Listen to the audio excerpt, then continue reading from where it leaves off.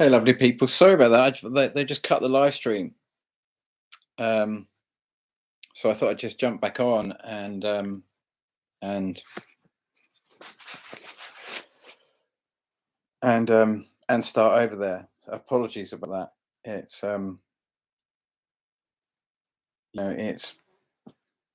it's one of those times.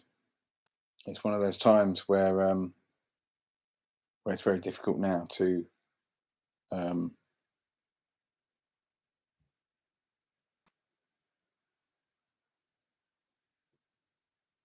hey, Mr. D, welcome back.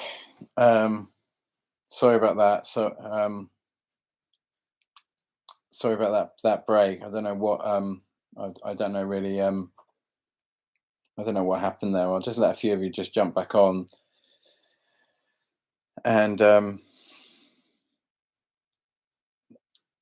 and your greetings out there.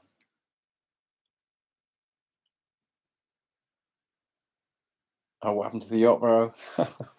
I'm I've just been I've just been having to do some work on the those vans and that sort of stuff to because we've had to get them off this off my girlfriend's land, and so it's been a it's been a bit of a been a bit of a process. But I do go down to them. I just it's been a bit of a mess down there, and I've just not been making that many videos just lately because we're kind of in the middle of that time now. We're just kind of in the middle of it now. You just feel it. It's just we don't know what's going to happen now. Like I say, is this going to be some massive CME that's going to occur? It really could be. If there was ever a CME, I was just talking before it cut about how we had the big CME that occurred in August 1859, the Carrington event.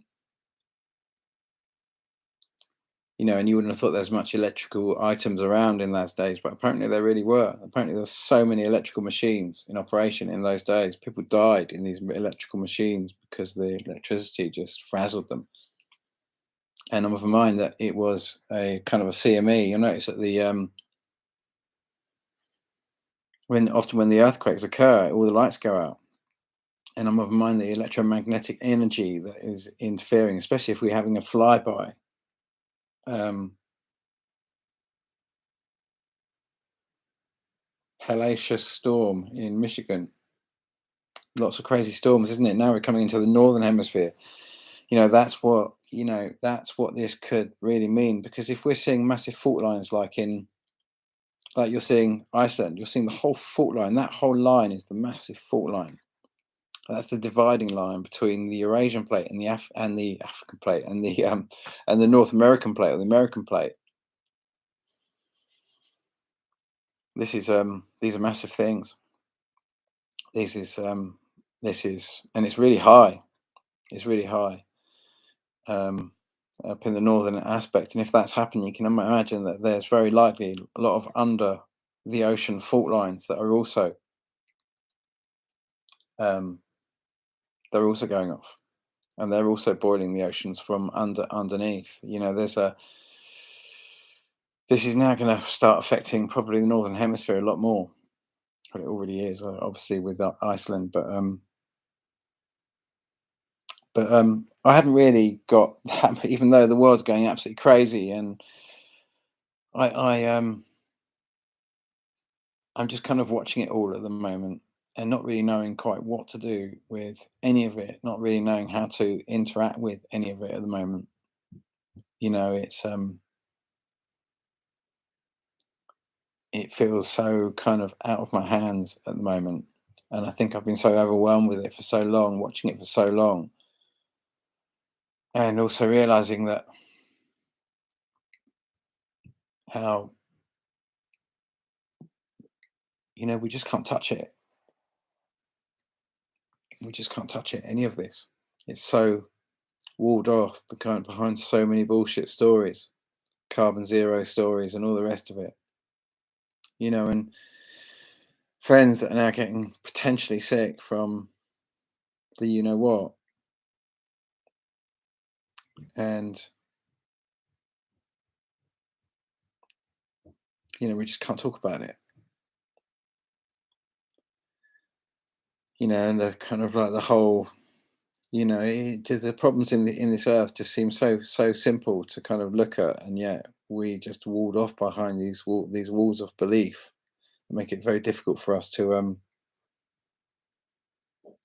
we are protected. I so of that mind. Who said that? Mish. Um, I think it's Gleason. Seven Spalding is asking me whether I should show his comment. Of course, I should show his comment. Jeff P. Jeff P's there. Look at that. Hey, I didn't even see that. Oh, that's so fantastic. We're getting an all-star cast turning up. Nice to see you, Jeff.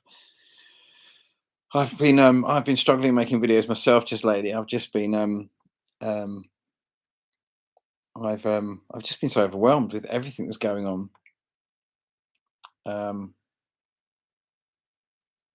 I've just been yeah, just watching it unfold, and like I say, I see this kind of this July, August, September period as a very, very kind of like very, very big part of this cycle.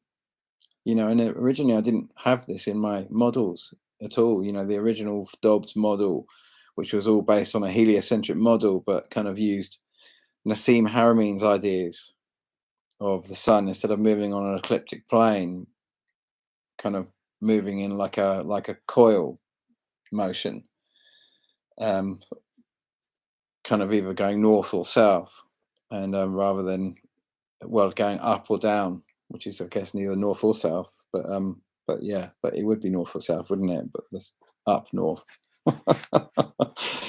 rather than out, east or west, sort of direction. And that enabled me to kind of have a possibility, a picture on how we could have these long duration flybys. And but with those long duration flybys, I didn't have anything coming. Did I have something coming in and around the sun from that object? I don't think I did. And now it's become, because of all the different sightings and because of the ability to use some of these new programs and that sort of stuff, and play with some of these kind of animations and put some of these things into actions and build a model and run it and see. We've just been able to explore so many more possibilities. And it's all the sky watchers out there, all these sky watchers like Seven, and well, it's just it's the sky watchers that are the people who are looking at the evidence and moving through their belief systems, and that's what this is all about. We're wading through belief systems at the moment, trying to see what's staring us in the face, even though we just can't believe the blatancy and the level of it. Even now, the reaction from the American government right now to kind of like the hostilities that maybe not hostilities, but kind of hostilities. I mean, this is America, so turning around saying, "Oh, it's terrible what China is doing" when Pelosi visits, but actually, you think about the NATO kind of drills that are going on at the same time. It's just like so double standards, so many double standards. It's so much intention to make one side or the other pull out the weapons and go to war, and I just don't think it's going to happen. I just think it's going to be saber rally. I just think this is it's so tricky, isn't it? It's just so tricky to see where it's going to go. But yeah, God love this guy. Oh, I love you too so much, Seven. Honestly, you speak so much truth, and and it's just you give a lot of a lot of people permission just to express and just kind of talk about this, and we're also nervous about having opinions one way and the other because we're accept so many different people. It's just become this quagmire of stuff, and now it just feels like we're in it. Loads of people have made various decisions through this process, and we're just in this time now, aren't we? We're in this time, but the Mish, I think it was, who said we're protected. And that's what I'm understanding this is all about, is that from the outside, looking in, it's a very simple process that's happening. From the outside looking in, as in from great intelligence looking into the earth story from far away, it's a very simple process. It's just humanity going from a state of duality into a state of singularity. And it is that simple. That there will be one human and one soul and absolutely no backseat drivers, no ego, no other noise than that one human. That is what's being given. The problem is that, which is why I wrote Laughing Gas, is who should be given the final choice of which soul should reside in each individual?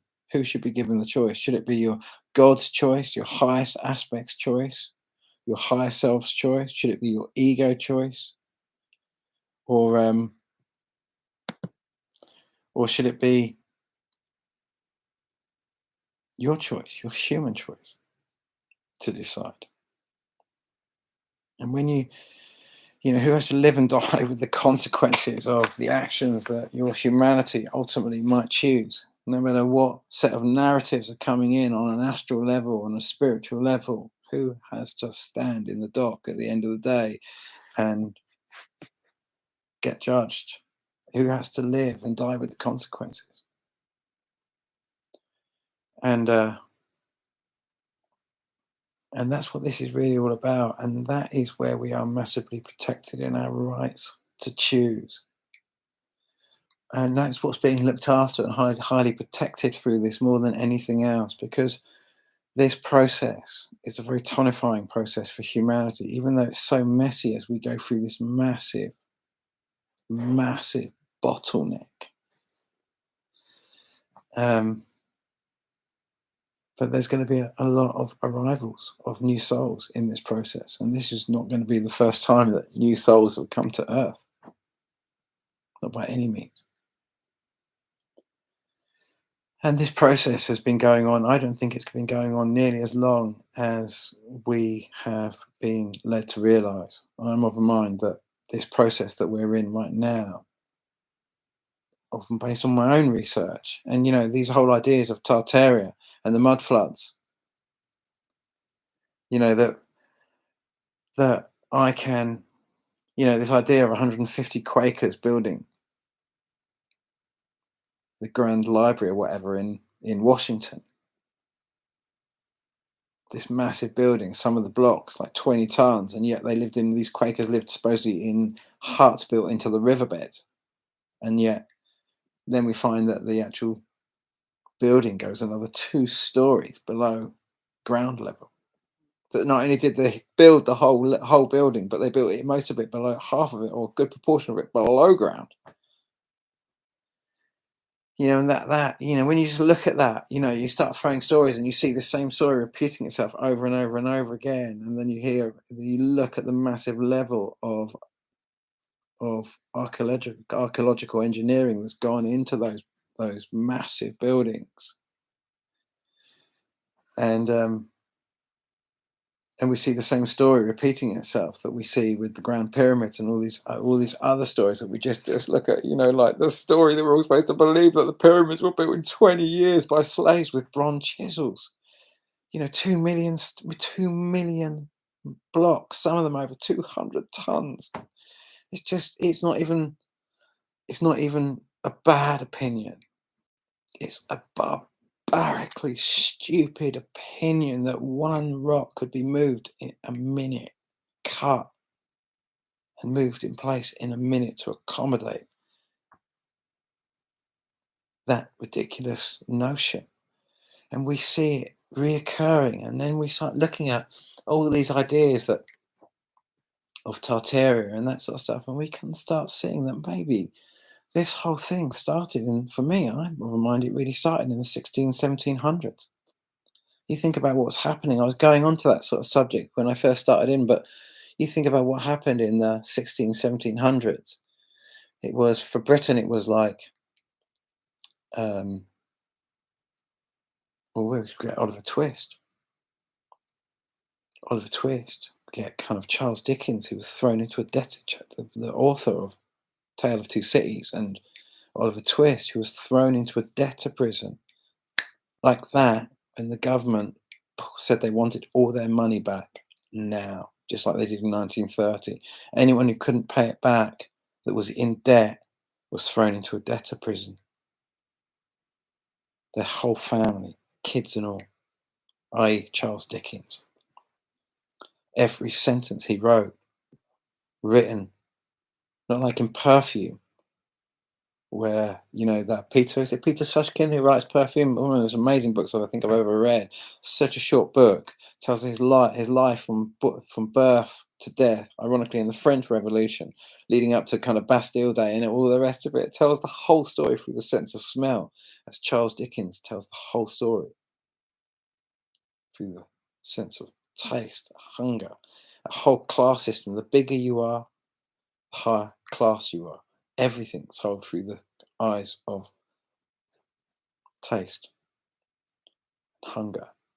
But we don't know, because all of these nitrates that have been used to mass manufacture all this food that have taken the population from its discovery in 1850, where the population was not a fraction of what it is now. And then we discover nitrates and we managed to push the population up to 7 billion.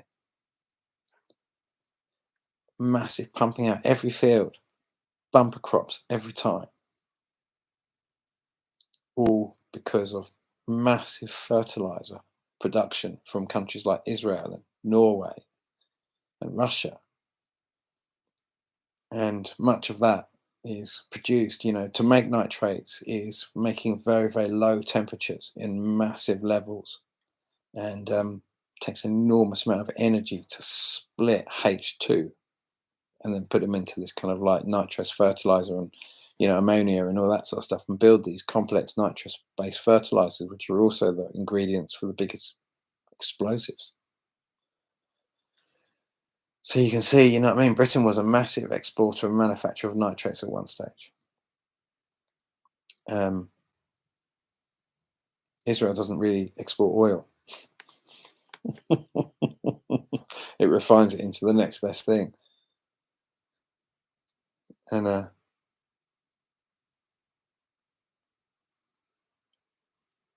what happens when that currency system comes into question, and that is not allowed to be part of this whole system, because you cannot have a bogus currency system anymore, because everyone's got the same level of power.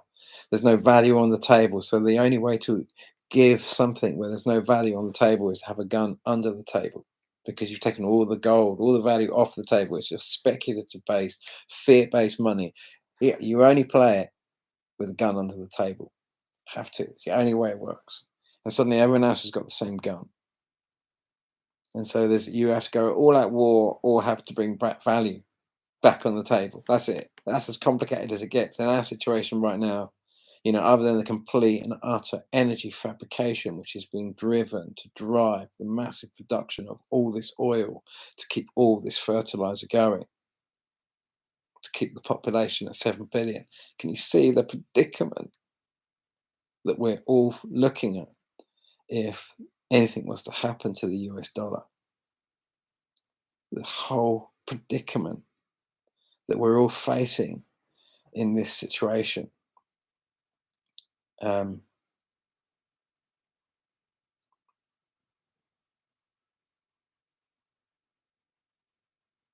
song being sung. That's what Simmons just said. But that is the big predicament that we're facing on a literal level. And that's what is driving all of the decisions, fundamentally the rash decisions that we're seeing that are being taken at the moment. On so many levels, because there's so many different schools. But I wouldn't be at all surprised if all of these people are working together, and most of this is just massive market manipulations. I mean, Pelosi going out, I've completely run out of money at the moment. And as soon as I saw Pelosi going out, I was just like, oh my God, let's get sensible with your kind of like wherever you're putting your money in it, all the rest of it. And I'm just kind of watching all that. And you notice that soon as kind of like Pelosi kind of like, as soon as she gets there, and the kind of like, and they won't talk to her, gold just suddenly boom, boom. And as soon as they go out to talk, now isn't it interesting that the actual, going back to the Iceland thing and the BlackRock thing, You know, if all this comes into question and you've got this kind of potential massive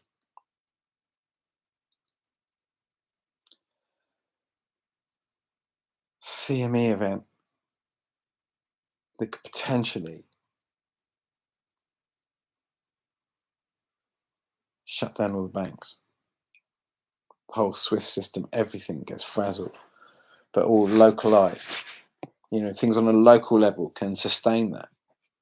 But you know, if it was a wiping out of the system, well, the whole Bitcoin thing came out in 2008, and of course we could see that as the kind of like, oh, 2008, that's when the big financial crash happened. But in my mind, this object that I'm of mind could be the one, and I'm still more in this camp that August is too early for what we were calling Neowise in 2018, the one that caused the La Palma to go off from September to kind of December last year. That object, I'm of mine, can't even begin to affect us till we get closer to September. So when we've got this August now, we've had the twins. We're kind of before that comet Neowise, comet whatever you want to call it. We've seen it a thousand different names. You remember it's the same one that Matt Rogers caught on the 15th of on the 15th of August 2016, coming in from the night sky. But that wouldn't affect us till September. And it could be that one.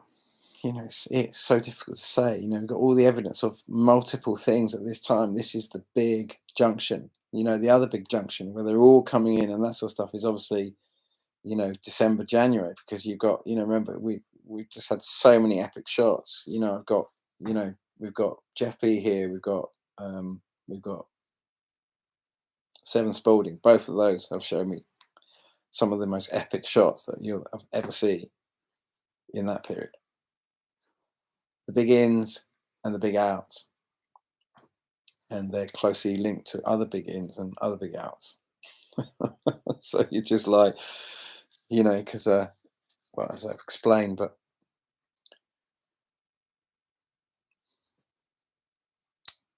we're kind of like,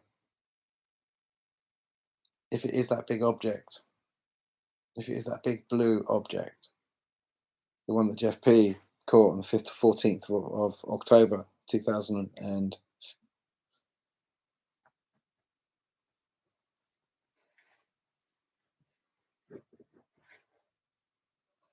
now I'm trying to remember. I normally know that date off the top of my head so well. My goodness, 14th of October 2000 and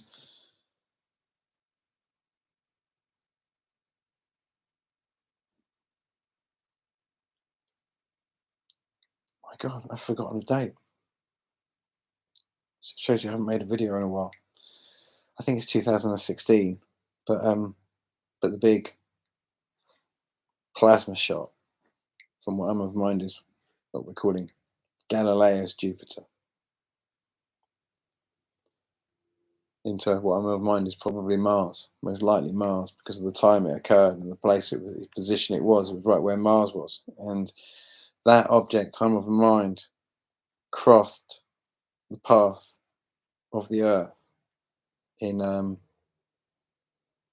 in May June 2008, caused so many skyscrapers to fall over, caused so much damage, and the big boys pulled their money out of the property market just before we were given the kind of like I can't even remember the name of the brothers. I can't even remember the name of the banking corporations and the kind of investment kind of brokerages that went down. Libra Brothers or something like that. Do you remember? And that's the story we were given because suddenly all the money got pulled out of the property market. All of a sudden, we were given this long, complicated story, and yet we see one of the biggest earthquakes in China. It does more damage you can ever believe. Massive property damage. And no one knew how big it was going to be because it was going to be a transit. How could you predict it other than say it's going to be massive? I only discovered when I built my latest model. And that's why I build these models, because then I run them in motion and I can see they're like big clearing houses for loads of other things. And you can suddenly see, you can run them back and forward and you build it and like, oh my God, oh my God. You can go to this point and say, oh, I bet there was a massive earthquake in 262 and find there was not only massive earthquakes and there were 3 days of darkness, or you can go to Like you can be really, my models are just like picking up dates millennia ago, let alone just like earthquakes that have occurred in our recent history, because these things move like clockwork, like all planets. These things are moving exactly like clockwork and have been forever. They are, in many cases, older than the hills, and these cycles are perfect. This, and this big 84-year thing I talk about, where we keep seeing the reinvention of an 84-year cycle, where that, Carlos Ferrada's big prediction on the 20th of January, 1939. Thousands of people died exactly where he said, exactly in the place he said. He was 4 days out. And well, you go 84 years from that, and you come into now. This is our time. This is it. This is when we start seeing long duration volcanoes like we saw all throughout the whole Second World War. Vesuvius, or La Palma of 1949. But they were all going off. Long duration volcanoes. It was a big time for volcanoes, the Second World War, and they were long duration, like we're seeing now. Big pyroclastic flows, like starting up in Iceland now. Massive releases of magma. We're in it now, and we don't know how big it's going to be. Don't know what to expect. I got no fear, because we are protected. Our rights to choose, to be in peace, and to be in harmony through this time. If it does get difficult, don't forget nature doesn't store its entire genius in tin cans and kind of like and in bank accounts. It stores its genius in seed, and so we have to go back to the gardens. We have to go back to community thinking to get through this. This is going to be a lean time. And this is going to be, if we go into this as it's looking like we are, they've prepped this a lot by measures that they've taken. And maybe in the future, if there is a complete currency collapse now, as there really might be, then maybe we'll look at so many of the events differently. At the moment, it seems so terrible what's happened. We're all dealing with massive bereavements, and no one really knows what's going to unfold here. And so it weighs heavy on our hearts, the unknowing of what's happening here. I truly do not know which flyby is happening here, whether it's the big blue one or one of the red twin tails. But it feels like we're in it, doesn't it? Just feels like we're totally in this massive story, and I think unprecedented peace is about to be waged on this planet. I don't think World War III is going to break out. I think this thing's going to fizzle out, and when it fizzles out, it's going to take most fiat-based currencies with it. And I'm seeing a massive fear in the fact that BlackRock is now migrating wealth into the digital frontier. Is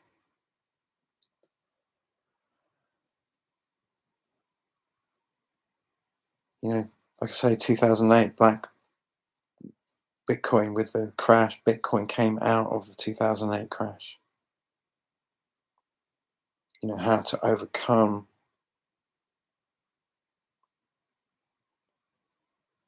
a massive shutdown of the grid. How to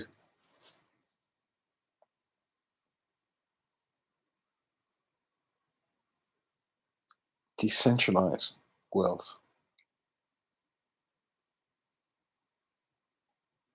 So it's less susceptible to what? And that's what the whole attempts, even though you might migrate your currencies into these massive great coin-based systems and everything else like that, ultimately all these currencies supposedly are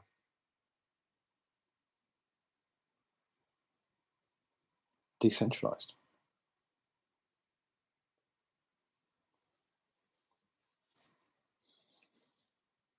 The system was built to deal with a shutdown of the grid.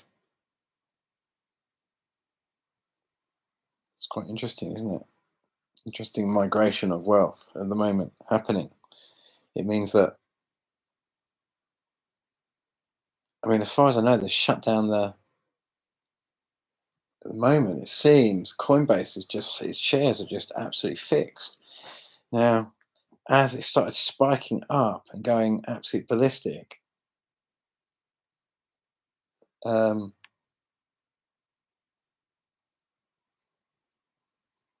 and I don't know if it is the case now, but they stopped trading shares, shut the not obviously the market, the whole market, but um, it seems Coinbase, because shares are just fixed at the moment. So, so what's happening there? I don't know. Fearless. I'm not scared. Well, I am a little bit apprehensive. It's true. I am apprehensive. I'm just trying to get through at the moment. Financially, I'm not really doing that well at the moment. I'm holding on with my fingernails a little bit, and I've kind of overstretched myself a little bit too much. And so I've had to really work just lately to try and finish these vans and do all the rest of it. And I just feel like I'm. But anyway, I could just be kind of, and it's been good for me to do that because it has been so worrying, everything in another sense of watching it. And I don't want to see these things fly by. Don't get me wrong, but I want to understand how this system works. And these last flybys have been, they've been amazing. They're not like 2011 and 2010. And the reason I'm of mind that it's like that is because in 2010, 2011, because now we're kind of traveling next to each other. All these objects, as they come around, they're moving with us, rather than across our paths. Now, in 2010, 2011, it was moving the twin tail objects that passed. One, the first of the pair, 2010, 27th of Feb 2010, the Chile 8.8, and then the 11th of March 2011, the second object, the Fukushima object. Going from north to south, the speed is much more because there's a massive speed difference, because you're getting the full speed of the object coming from north to south. As now they're traveling next to each other, so where you've got to move objects through each other's fields to create electromagnetic energy. And though these are moving in conjunction with each other, they're not moving at high speed. They're not making massive bolts of energy in the same fashion. But obviously, there's a massive pull between these objects, which is pulling the magma to the northern aspect of the globe. It's pulling the whole globe towards it, and thus the sun. So the whole northern aspect of the globe is getting pulled closer and having a more intense solar experience, solar bombardment, because of this object being at the moment between us and the sun. All of these objects, apart from this other object that's coming in that we called Neowise in 2020, we called it so many different names over the years. We've seen, like I say, we're calling it K2 this year. Exactly the same object coming in, same thing, going around again, same time, seeing it. It's just like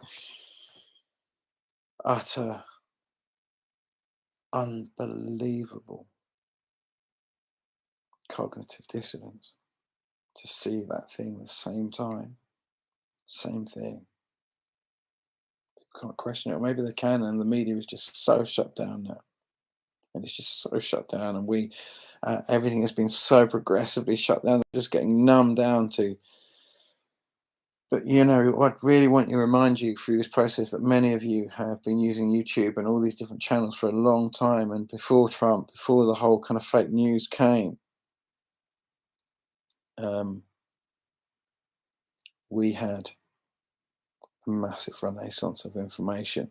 Many of you have opened your mind to some very, very big ideas. And many of those channels that you access those ideas are now closed. Just the other day, went onto YouTube and I looked for my way of kind of seeing one of my ways of seeing what volcanoes are really going off now is I put volcano eruption and then I go up to the filters and I click today. And then I look at all that happened, and just as of late, there's been a load of these Tonga volcano videos, like loads and loads and loads of the same video made over and over again under a load of different names, different channels, same video, a trillion of them, page after page after page, that have completely shut down that search facility. So you could not see through the duration of the biggest storms happening for more than 1,000 years in China. You could not look at all the individual volcanoes happening around the world, because these stories, the same story pumped out from a trillion channels, flooding the thing. So you cannot access any other video that's been of real events, rather than this same story about the Tonga volcano being the biggest ever recorded, over and over and over and over and over and over and over again, like bots, bots, sealing off that period when the biggest floods on this planet have gone on. Whole aspect of YouTube gone. A whole aspect of posts that will never be seen. Of volcano activity that were, there was a volcano that just came live. It's been dormant, supposedly. It's dead now. It's just like, how can you have a dead volcano when you've got magma below it? The notion of it is utterly insane. The notion of a dormant volcano or a dead, extinct volcano, utterly bonkers. Utterly bonkers. Anyway, this massive volcano in China just awoke. Can't find any news on it. Buried. It's anyway. That's my little waffle, and I'm not really progressing it anymore at the moment, other than watching the space. I don't know what to do now. I don't know what the solutions to this thing are. This thing is now. I don't know whether this is going to be a massive flyby, or whether I'm even correct about the whole blue object at this point. Only time will tell. But if I am correct, then this intensity increases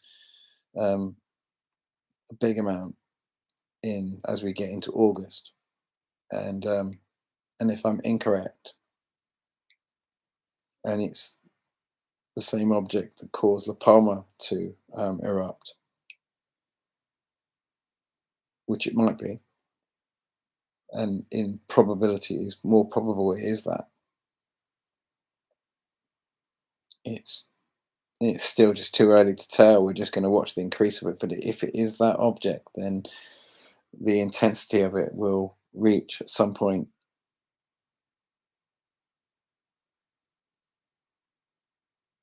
It will be like a month earlier, whenever the most intense point of La Palma was in 2021, last year. It will be, the intensity of it will be 1 month before, because this flyby always seems to drop a month back every year. And but I might be completely wrong with that. But we know that this is now the northern hemisphere's time to start experiencing. This is the previous kind of like previous transit has all been about the southern aspect. These two objects have been coming under and coming up, so they've been affecting the Pacific. That's that moisture comes up from the Pacific, goes over these volcano dust, and just goes up into places like China, and it just dumps down on China. It's all it can happen. And so China experiences the worst floods it's ever experienced. Well, now this starts affecting the northern hemisphere, and now it's our turn for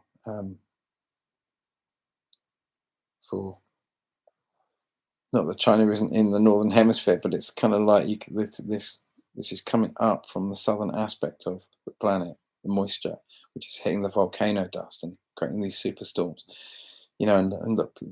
Stromboli and Etna have been going, big eruptions from Stromboli, and of course that just sucks up all the moisture and all the precipitation that's going to come down over Europe, just sucks it all up and dumps it either down Middle East or in Eastern Europe. So we get super droughts, as all this moisture is sucked up by this volcano dust. But if that dust starts coming above us and then it drops down, suddenly we start getting the storms. And it depends on where the dust is, and it's all going on. It's all going on, and our government's fears now. Their biggest fear is an electromagnetic pulse, a solar flare. That's something that could neutralize all our electronics. That's their biggest fear in all of this right now, is that everything gets shut down on a mega level. The Wall Thornhill's grand thunderbolt, which his entire religion is going to be built on, and the whole religion is going to be used to conceal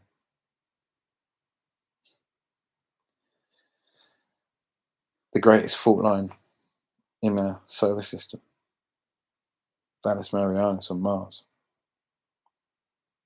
where, in my opinion, a large hadron collider was fired up that caused the termination of Mars and the migration of Mars to Earth, a dimensional tear, which opened this all up,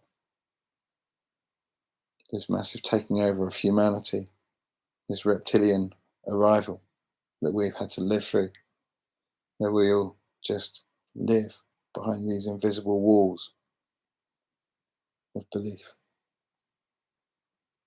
watching everything happen around us, and we're trapped in these little glass bubbles of belief. So we literally can't believe what's happening, that they can do anything. Just don't believe it. Just hypnotized by this narrative that we think we are. And this narrative has to go. And so it's all is moving into the heart of the matter. That's what it says in Laughing Gas. Just because you are your final destination doesn't mean it's not going to be a bumpy ride. It's all coming back to your heart, wherever aspect that you're holding on to out there, which is the soul aspect that you bring into this earth and allow to be the mouthpiece of all that you are, is what you're going to be. It's all just arriving now, whichever aspect that you are holding on to and bringing into the heart of the matter is who you'll be at the end of this. And so it's all about being.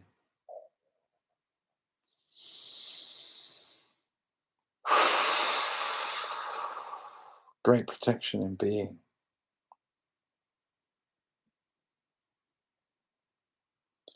Crazy times. Rock and roll. Just got to kind of muddle on through. It's going to bring us together. Lots of this is going to bring us together, and we are going through a massive bereavement, and it is going to be a massive cost, and no one knows the full price of what's unfolded is going to be.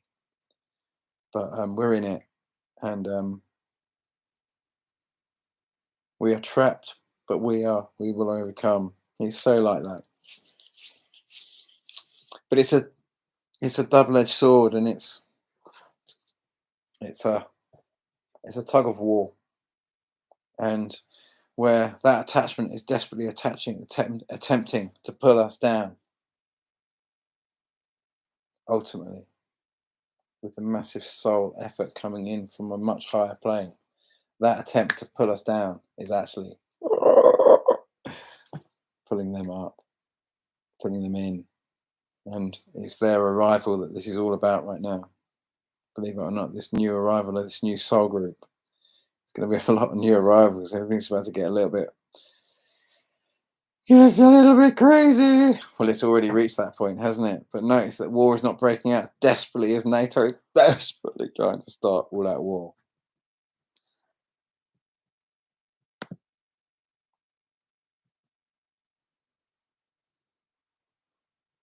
Oh, bless you. I just had to kind of get the hide off that comment. Fucking love the freedom in this man's heart. Bless you, Seven. I think you are my greatest fan. I'm very honoured I always look at you at 7, I just think you're so frigging cool. It amazes me how cool you are, and your kids and everything else like that, your music, all the stuff you do. And it's such a massive thing to talk about such controversial subjects like this. And I know that probably all of us would be just sipping caipirinhas on the beach if it wasn't for Planet X. And yet we have to do this. We have to speak this truth because everything, my whole vision where I saw myself, the world, I saw the banks going down. I saw Britain being used as the Trojan horse to kind of destroy and feed Europe into a war. I saw the whole thing failing. And then I was killed by a massive tsunami, and my soul was just swirling around. I was a soul swirling around in this massive storm, and I was trying to get to my peace and try to get to that. But the sadness of losing everything I'd loved was too great that it pulled me down. It pulled me down and down and down. I couldn't get back and I couldn't break free. And it was the sadness was the dagger. I'd lost everything and I was going with it. And my sadness was I'd done nothing. I was karmically entrenched. I just watched this whole thing going on through this wall of belief. I'd done nothing. I wasn't engaged. I was just, and it was gone. And as I disappeared, I woke up with this pain of just knowing that I had to do everything humanly possible to try and stop this thing from happening. And it was a dagger in my heart. And of course, as soon as you see something, like I say, it's very painful, which I was opening with. It's very painful to see something and to look at a problem. But when we look at the problem and when we open to a higher help and we start the process of becoming a solution to that problem and start talking about it and start educating ourselves into ways that we could change that and seeing the kind of like the causes of that and seeing how we could alleviate and bring kind of fresh perspective and peace and resolution and a vision of something better into that equation, we start feeling better about the problem that caused us so much sadness. And then as we engage in those solutions, we start experiencing unbelievable happiness and purpose, that we are part of the solution. And as we become the solution, we start radiating. We start radiating all of that. And we kind of like, and you know, so much love out there, so much respect. My little Planet S community that I share all this stuff with. We are in closed loops, and we don't know what the lay of the land is going to be. But speaking your truth at the moment and living this process of engaging with this is very powerful for us right now. And there's enormous investment coming in from a higher place for those that are willing to engage in this. Great gifts are being given to all of you right now. Massive protection is being given to all of you right now. We are protected and we're so guided, and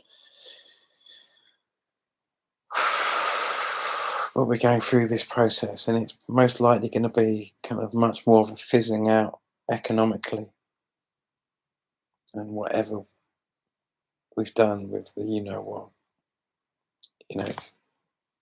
so we're just going to go with this process, be the best humans we can, use every opportunity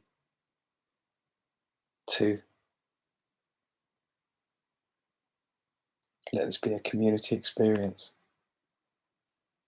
to bring you closer to your community. Don't judge them, whatever their choices. Just love them.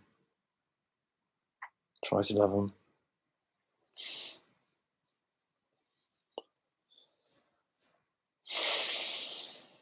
It's just we're in it now. We're in it now. You'll feel it. You're playing your part, doing whatever it is you're meant to be doing.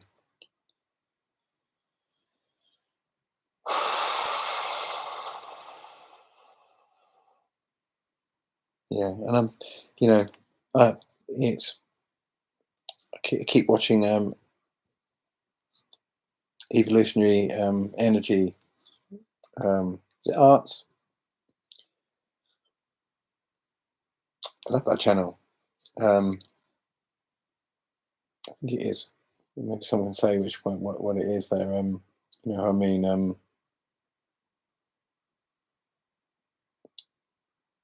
evolution energy. I think it's evolution energy art. You just see it. I'll just tell you. I can't see there. But anyway, they're they expose they his discussions or their discussions are absolutely just fantastic. And all of you out there just seeing this, it's a bit of a kind of fun time to be watching all this stuff because no one knows what to do. No one knows how to navigate through any of this. And so it's just a bit of a pea soup, but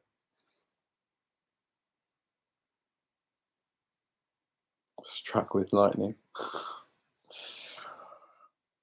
Keep on, go. Keep on keeping on. Keep on doing what you're doing. Try and keep the wolf from the door in any which way you can. Keep stocked up on all that stuff. Just keep doing it, and watch this space. Just watch the space around you. Just be. No one knows what's going to happen now. Might be so protected in this in ways we don't understand, but just know that you have a divine connection. Nurture that now. All of you, if you're here on this plane at this time, you have a divine connection. Really try to nurture that.